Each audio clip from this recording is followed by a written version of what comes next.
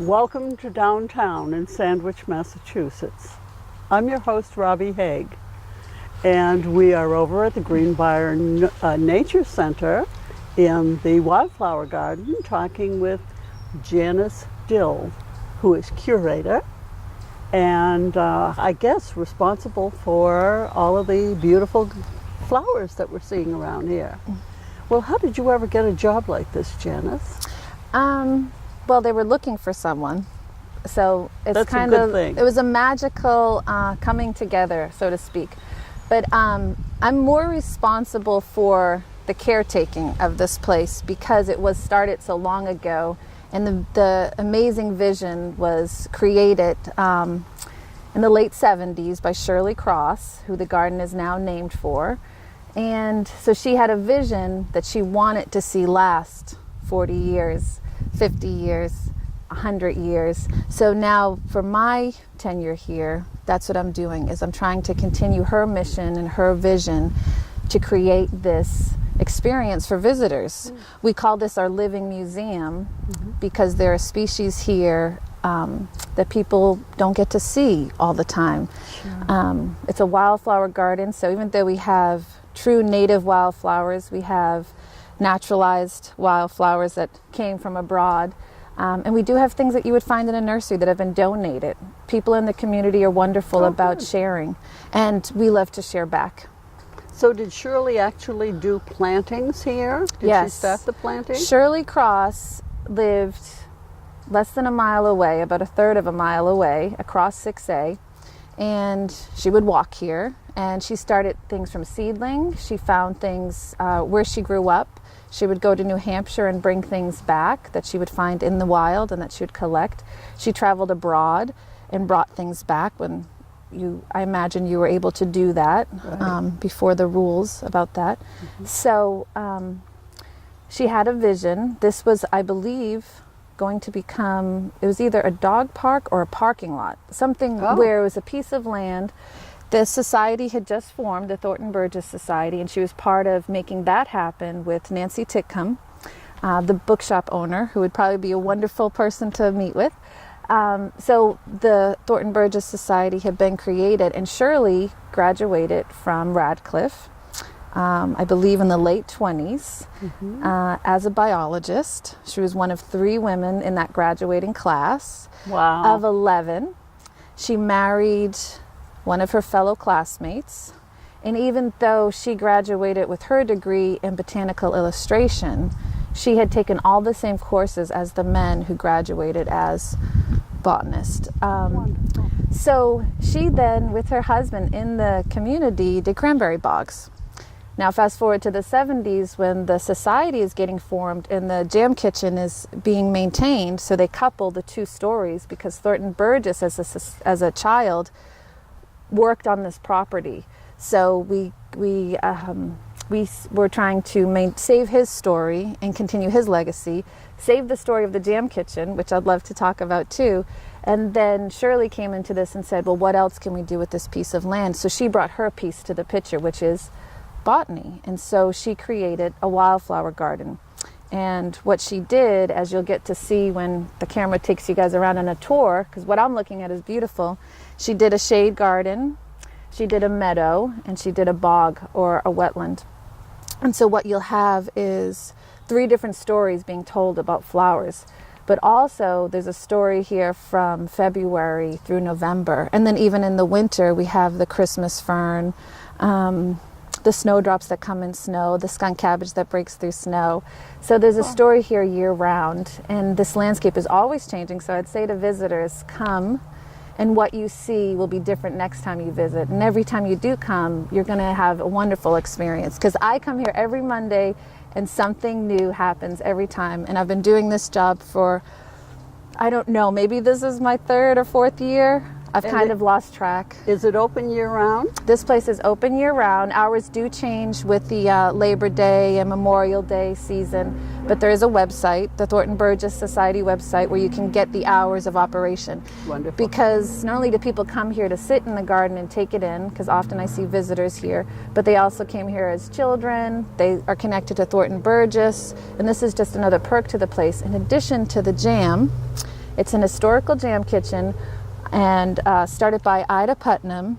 And the jam that is made there today is still true to her recipes and the kitchen. Thank you for that. We did Yeah. a show on the Jam Kitchen last summer, and that was very interesting. Yes. So thank you for mentioning it. Yes. And there's just, the Thornton Burgess Society is known for so many things. The books. Yes. Yeah. His story. So the property here kind of gives you a bunch of little things. It's a big, expansive property where you can hike through the woods behind the building. Oh, It's really? connected to the game farm with beautiful trails. All we have the information inside. But then even here on this third of an acre behind the camera is paths that meander every way. So children love to run through the different paths. Right. So that was another vision that Shirley had, create these beds with meandering paths. So there's no true beginning or end. Where does it take you? So Very that good. adds to the experience of something different every time you come. Sure. And it just seems to incorporate everything. The books, which you might mention. Oh, yep. For the children. Yep. And the children come here. You have, are there some animals here? There's animals in the education building, but also when my children have come, so I'll speak from experience, they've seen snakes, the muskrat, the bunnies, the blue jays.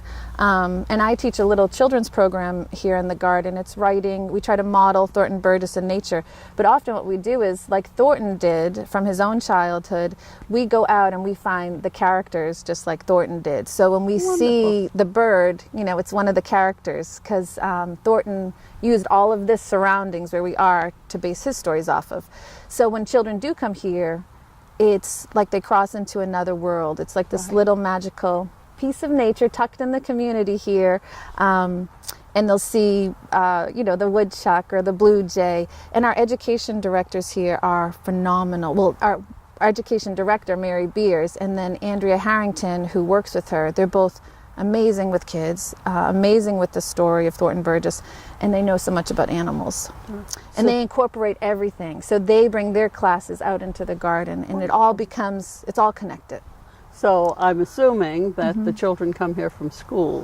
Schools, we have home schools, we have private schools, and then it's open to the public. So parents will bring their children, grandparents bring their children, caretakers will bring, who they're looking after. And it's a $5 donation to come.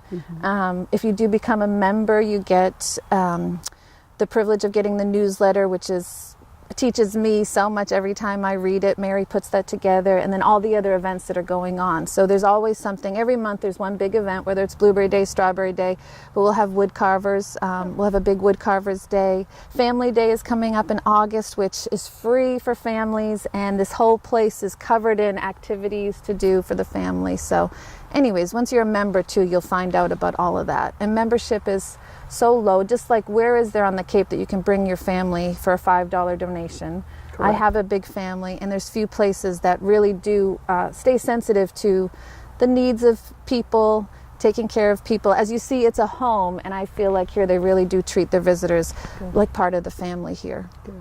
And I noticed a pond out back also. Which is called Smiling Pool, because Thornton Burgess named it that, because if you hike up into the woods, not in the height of the foliage season, but you hike in the fall or the winter or this early spring, you can see the pool is a smile, and the Smiling Pool is a major character in the books.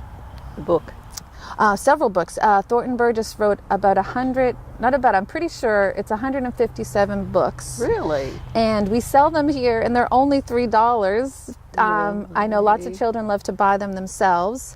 Sure. And I read the stories to my own kids, and so lots of kids or lots of people, when they come to visit and they'll talk to me in the garden, they'll tell me how they remember their parent or grandparent reading them the stories. Now, some of the most popular books that he has written? Oh, I would say Mother Westwind. My personal favorite is Tommy and the Wishing Stone. And then the Peter Rabbit. He's infamous for the Peter Rabbit series. That's what I wanted you to say. Yes, well, help me out. You can say it too. Yes, you should. You help me out. Yes. Yeah. So he was quite a man. Yes. I'm sure it was not the most common thing back then for men to be so into animals and children's books. Absolutely. And so on. So, It started with stories that he was telling his own son, and he then told a friend about it, and he was working for a paper at the time, and they suggested to him, and my details may be a little foggy, but they said, hey, this would make a great story. You should share this. Excellent. And Sure. he did the Sunday night bedtime story, so he was syndicated for years, but he was one of the first conservationists. He was heading the movement with Rachel Carson. You know, he was one of those few people we can look back on and say, okay, they were a voice for this. So, Yes. Very good. yeah. And it's linked with the Nye House also. Is this the Nye House? No. Okay. So the Nye House is on Old County Road, Okay. and I don't know the connection, but I do have someone who's part of that group that just left the garden who we could have segued to. But I did see the name on the building. yeah. So So maybe there's a connection that you'll We'll- investigate further. Yeah. we'll find it out Yeah, later. yeah. Very good. So obviously you enjoy working here. Yes, I consider it a gift to get to come here and work for a great organization. Wonderful. Yeah. And also here in the garden too, as far as me working here, what I do couldn't be done without the group of volunteers that I have. So they deserve all of the credit. And if anyone listening or watching today would like to come to this garden, can I share some details about that? Absolutely. So I'm here every Monday, and our volunteers come anytime between 9 and noon. They can show up for however long they want. I get here really early, so some people in the hot months want to come earlier. So anyways, you can come Monday morning. We do a coffee break at 10:30, and you do not need any experience. We have several master gardeners that come here to learn. So it's a How teaching nice. garden. So people are always sharing their knowledge. I love to share not only plants with people that come and visit or help me as a volunteer, but also things that I know, and I'm constantly learning. So it's a learning garden, and if you did come, bring sunblock hat, whatever tools you have, and gloves. I like to cover myself because I am in the hot sun. But again, we have enough tools to share, so if you didn't have tools, come without. And we're welcome to anyone just visiting too. If they have any questions, we love to discuss and problem solve. So people are always welcome. I'm here on Mondays. But otherwise, the garden's always open even after hours for people to sit. Oh, so people can just come in on their own? And people love to do that because when you sit here, that's when nature comes to you. And so whether it's seeing the hummingbirds or, like I mentioned, the bunny, or you're going to have frogs that are hopping about, moving about, the snakes sunning themselves. So it really is, it's alive. So this is our living museum, as I'll say again. I was watching the turtles sunning themselves The on turtles, the lily pads. Yes, right. they're beautiful. I'm sure you have many in varied sizes. Yes, and that's sometimes a fun thing for parents to do, count the number of turtles. So you'll sit there and you'll count how many you see, and then that changes too. Yeah. And sometimes they have them inside the education building. We do have turtles that they'll bring out and the kids get to see them, or they'll exercise them on the lawn.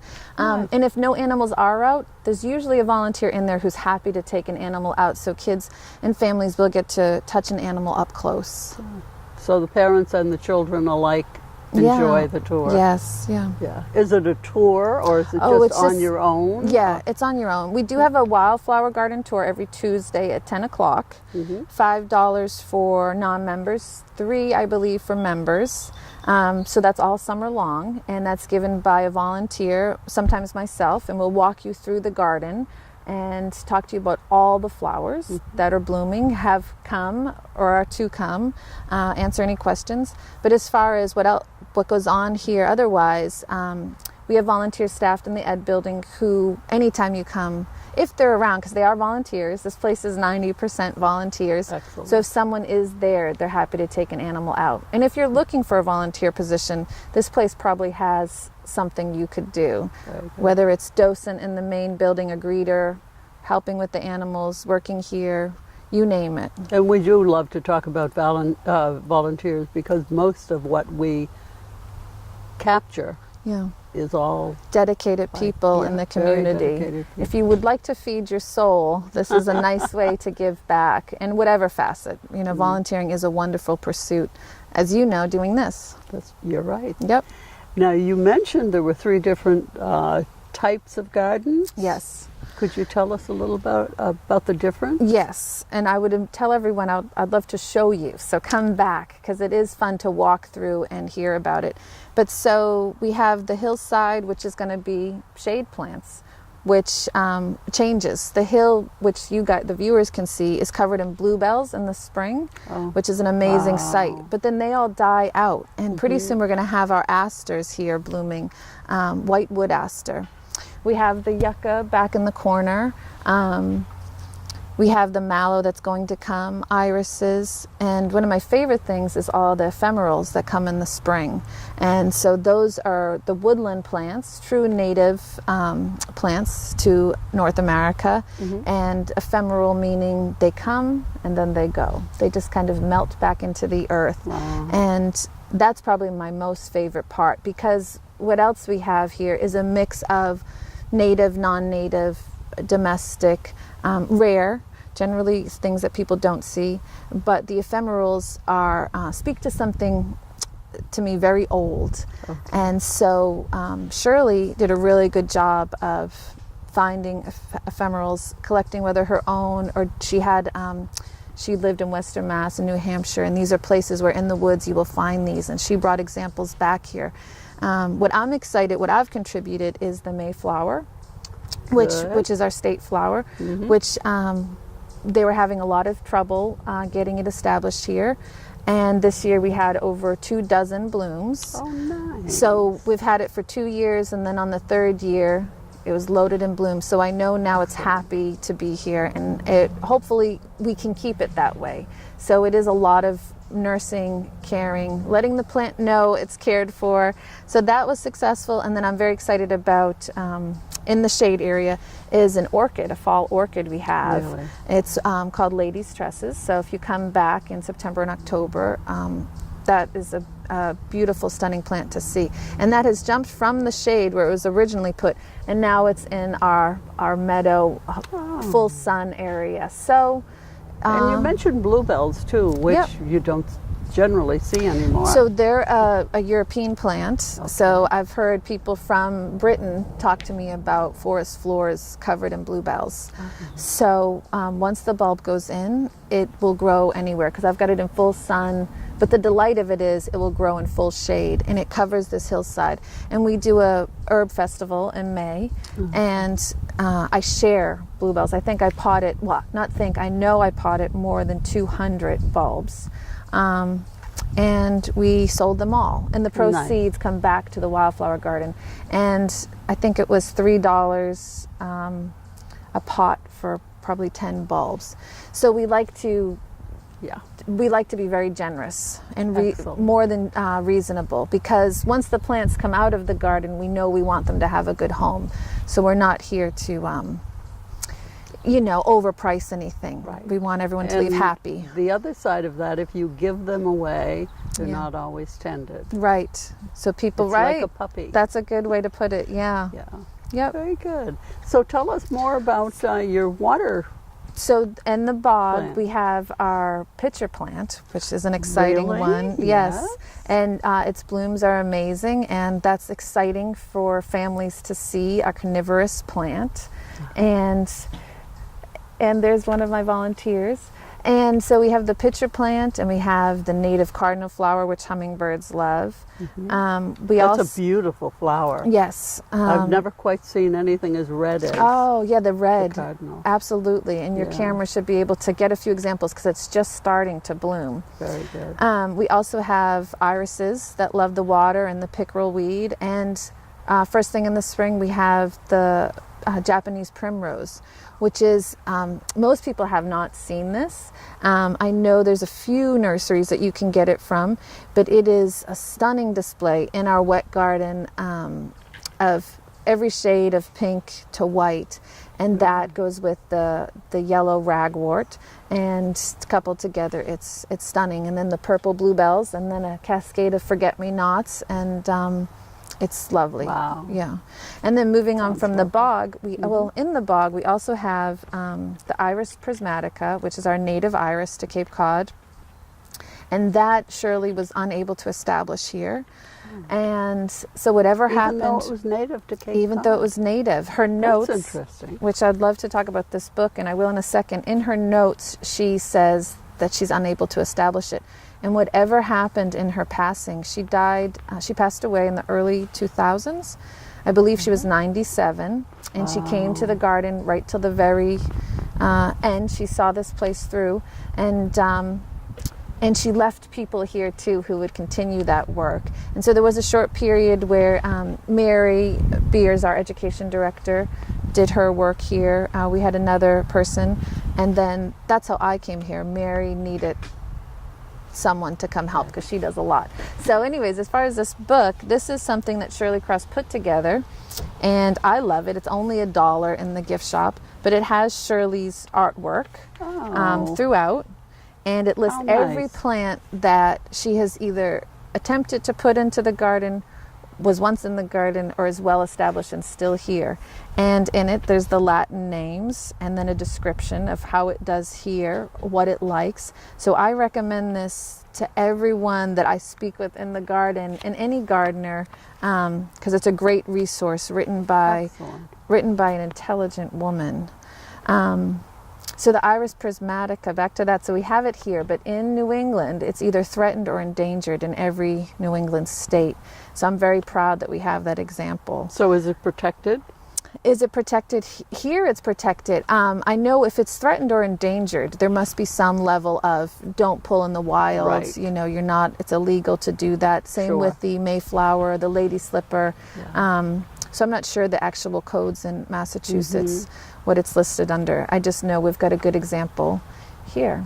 And it blooms early spring, so if you come back, you'll get to see it. Okay. So it's wonderful that they're still protecting flowers as well as animals. Yes, yes. So everything that's blooming here is protected, yes. And people get to see it. And that's the importance of my job and the volunteers' job, which they all take very seriously. The responsibility is tending this garden, because we are only here once a week, but we know how much the public enjoys it and how much they get out of it. Fantastic. So do you talk with the public who comes here? When we're generally? in the garden, I have great volunteers who are so friendly and so sweet. So yes, every one of my volunteers will talk to anyone passing through. We have a coffee break. I invite everyone to it that's passing by. Good. And I love to talk to people about the garden, as you have seen. I have. But I wanted to ask you, what's your most distant person from this garden? Oh, we've had Alaska. We've had Alaska. We've had California, Oregon, Louisiana. Nice. Yeah, so people, because they'll come to Cape Cod and come to Sandwich, because it's such an renowned town here in the state, and especially on the Cape. So when people visit and they look for things to do, and then you hear these wonderful stories of someone way far away in the country who knows about Thornton, who comes here for that reason. We had people from Maine just come down because they were reading the stories, and this was a big trip for them as a family to make. They drove the 5 hours to see where Thornton lived as a boy and to come to this home. And so we do a fundraiser. I organize a fundraiser with the help of everyone here, and it's a garden tour. So on the garden tour, I give a tour of this garden all day long. It's always in July, so if you guys ever want to come to it next year or any year coming. So it's always in July, and I try to select gardens around town, and the homeowners are out talking about their love of gardening, and I talk about this garden all day long. And so during that day, I meet people. That's when I met people from Louisiana, California, Oregon, and that's great to hear what they're saying about their own gardens, their opinions of this place, and so that's fun. Do you have a favorite flower or type of flower? I'm known for saying on my tours, this is my favorite. Ooh, this is my favorite. This is my favorite. And I've caught myself, the broken record. But I think that's great, because I can't deny it, and I'm honest, and it just shows I've got a lot of favorites. And, wonderful.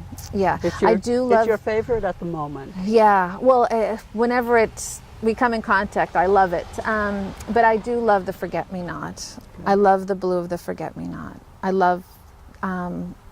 how much work it takes to have them grow, because so many people don't have success. I love that they love it here. I love that we have to reseed them and help them reseed. I'm sure we think we're helping. I'm sure they probably do all of the work. So we're very dependent on them seeding themselves so we get our next batch. I love to share them. Anytime we try to sell them at our herb and plant festival, they go within minutes.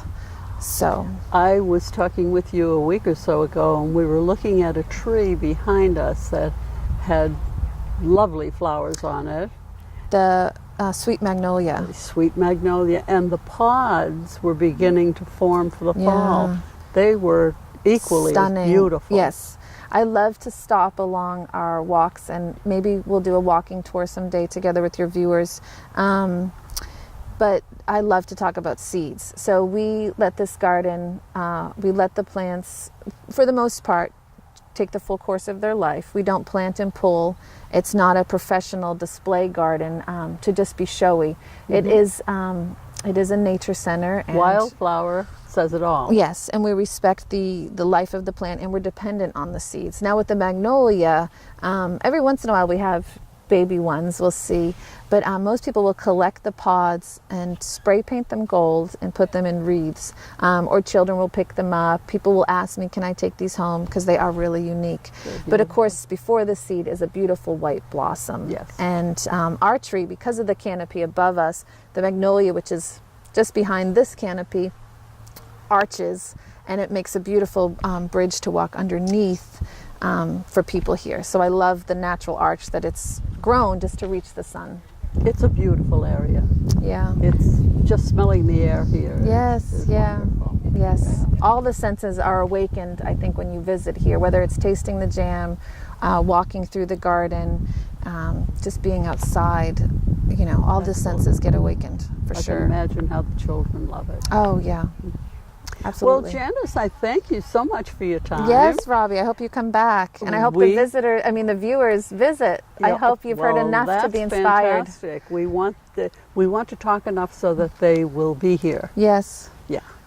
So, and thank you all out there for being here with us today at the Green Briar Wildflower Center, and speaking with Janice. And thank you for being here in Sandwich, and with our wonderful program that we try to get to you weekly.